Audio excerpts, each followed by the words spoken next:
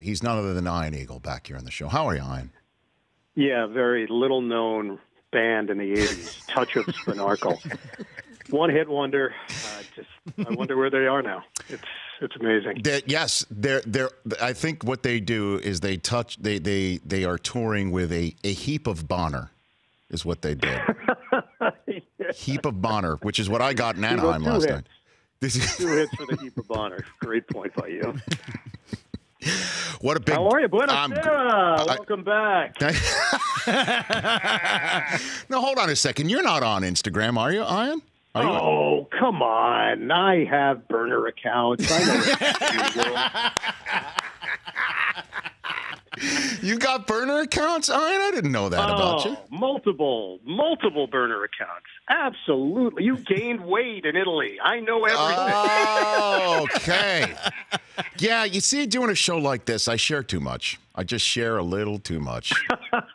No, that was worthy. That's relatable. Oh, my gosh. How great is this matchup tonight? I mean, you got yourself a big fat double dip. This is huge. Yeah. Starting with... Stacked region. Let's start with the late game first. And is Kentucky full bore? Is everybody healthy? Tell me about this story playing out with the Wildcats, Ian. Yeah, my sense, it's just a gut feeling. I think P.J. Washington will play.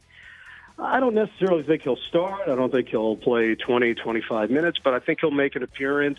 From what I saw yesterday, he moved around fairly well. He wasn't exploding off that left foot. He wasn't pushing it by any stretch, but he participated just enough to convince me, just my viewpoint, no inside information, that he's going to suit up and give it a whirl. But how they use him might be dictated on the game and how the game goes. Kentucky, they're going against a tough Houston team. This team is relevant again. Kelvin Sampson has gotten to a point where they have to be respected because of the defense that they play. They are guard-oriented, but they're going to make you pay, and they're physical enough on the perimeter and inside that they're a tough team to score against. This, to me, is a pick'em game. This is a battle with P.J. Washington or without him.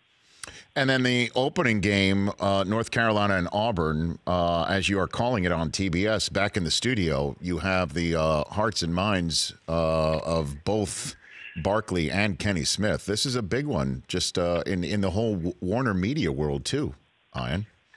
Rich, do you work in television? Yes, I do, sir. Because this seems as if you have a good feel for what could be a sidebar story to our broadcast. How Kenny and Charles are involved still remains to be seen, but okay. There's probably going to be some kind of connection over the course of the broadcast where Kenny and Charles will be included in the fun, the madness, and the mayhem. This is a track meet. These two teams love to go up and down the floor. They play with pace. They intimidate you with that pace, yet neither will be intimidated by the idea of running in transition. That's what North Carolina does.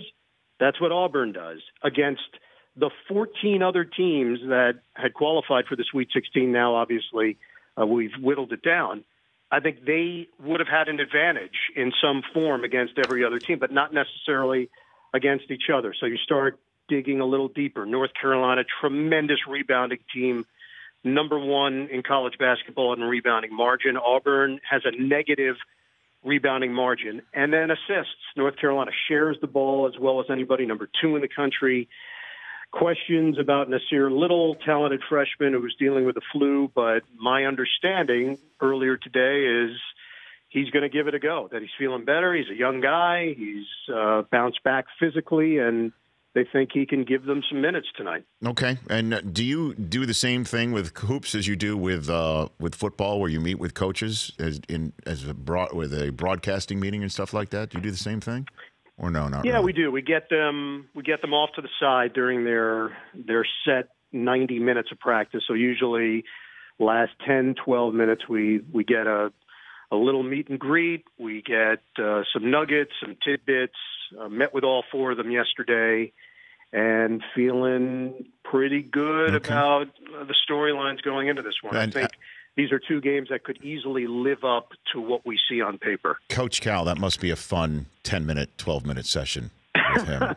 Yeah, what I've learned with Coach Cal, and remember, I know him forever. He was the head coach of the Nets in 1996. I was in my third year at that point broadcasting the Nets. So there's a lot of history there. He's like a prize fighter. He can deflect.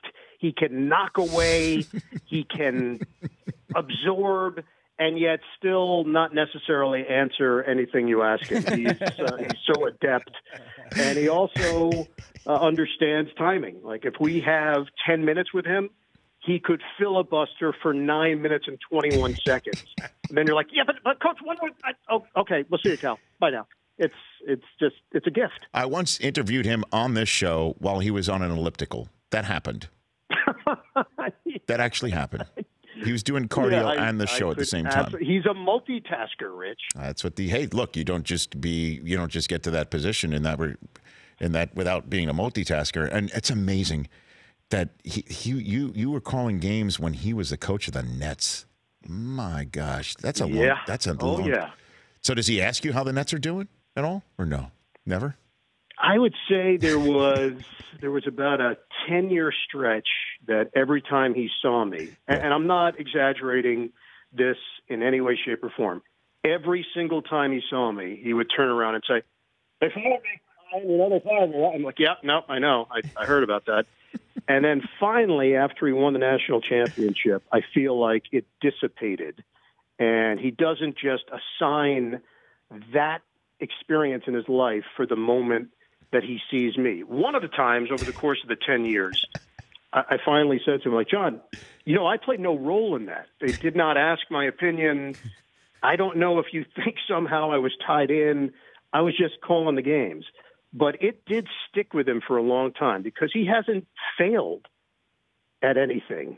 And that would be the one thing that didn't quite live up to what he thought it could be, being an NBA head coach. An Eagle here on the Rich Eisen Show. Let's talk about those Brooklyn Nets. Looks like they're going to the playoffs. I know that there's a lot more to be played, and obviously it's very tight. It's going to come down to the wire, but sitting there at 500, and D'Angelo Russell, he has been revelatory. What happened to the Brooklyn Nets this season, Ian?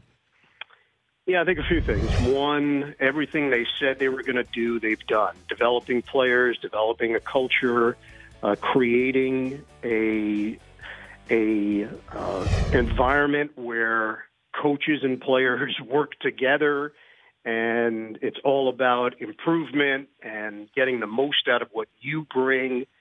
They said all those things, and they've done all those things. That's 3 years' worth of living up to what you said this could be. And there are a lot of GMs that say things and a lot of coaches that say things. It doesn't mean that they actually do them.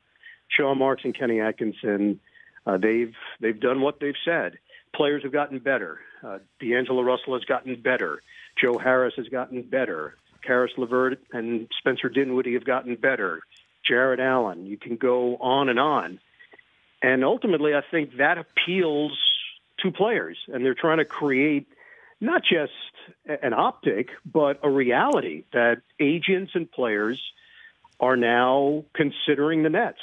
And that's hard to do. And they've done that in a very short period of time. And it's actually translated to wins. I think that's been the best part, is that there are results that they can lean on and say, look, this was the cause and effect. How it all plays out, you're right. It's very tight right now. It's gotten a little tighter than they anticipated. And it may come down to the final game. Wouldn't shock me if they play Miami in the final game of the season and a playoff spot is on the line for both of them. Yeah, with Dwayne Wade's career potentially being over, hanging in the balance as well.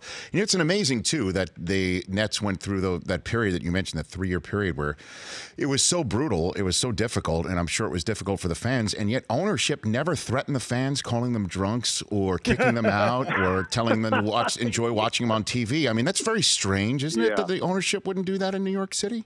Right? Yeah. You know what's funny? I saw Mikhail Prokhorov, who's a large man and an interesting man, and maybe the world's most interesting man, a Russian billionaire.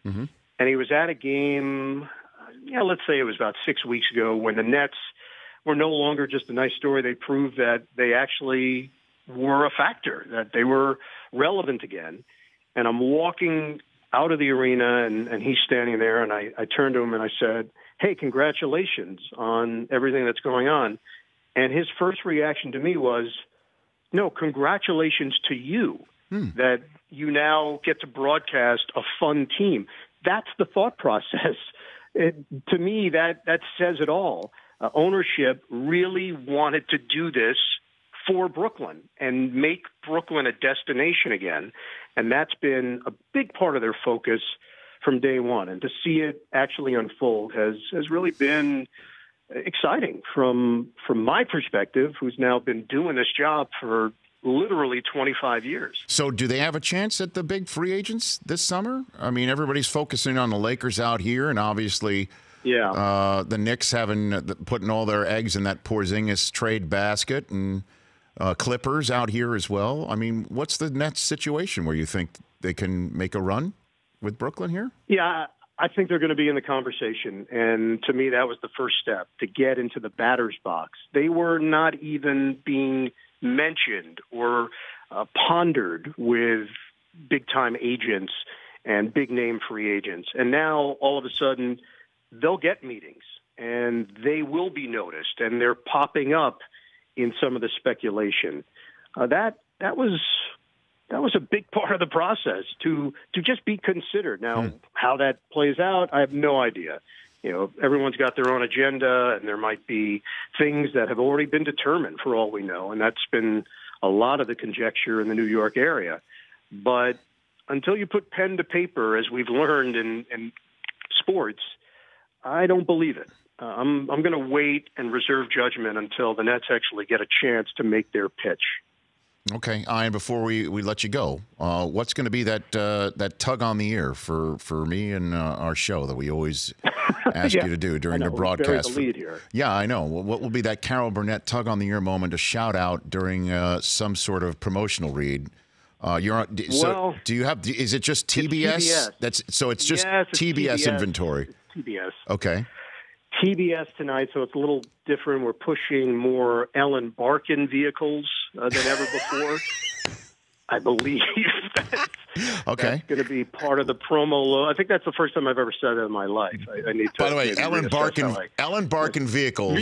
Good fantasy name. Would be a great fantasy matchup with a touch of Spinarkle. That would be quite the fantasy matchup. And a heap of Bonner. A heap of.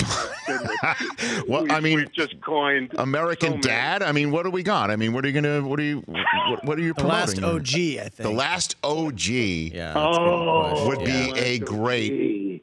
Well, that's the Tracy Morgan show. That would be a great. Tremendous. Yeah. He's funny. Yeah.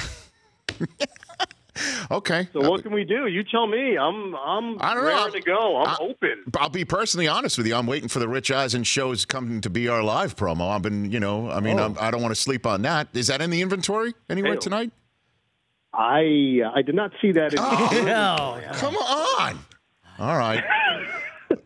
Dealer's choice. Dealer's choice. And whatever you got, all right, you'll just have to trust me. Okay, I'll know is what I mean. I'll know. Oh, I mean, we have that telepathic vibe. It'll just stand right up. Hey, enjoy Kansas City, and I look forward to hearing the call tonight of two fantastic games from the Sprint Center. Appreciate it. Yeah, looking forward to it, Rich. Ciao, Bella. Take care. We'll talk soon. All right, that's Iron Eagle. The Rich Eisen Show, weekdays at noon Eastern on Audience.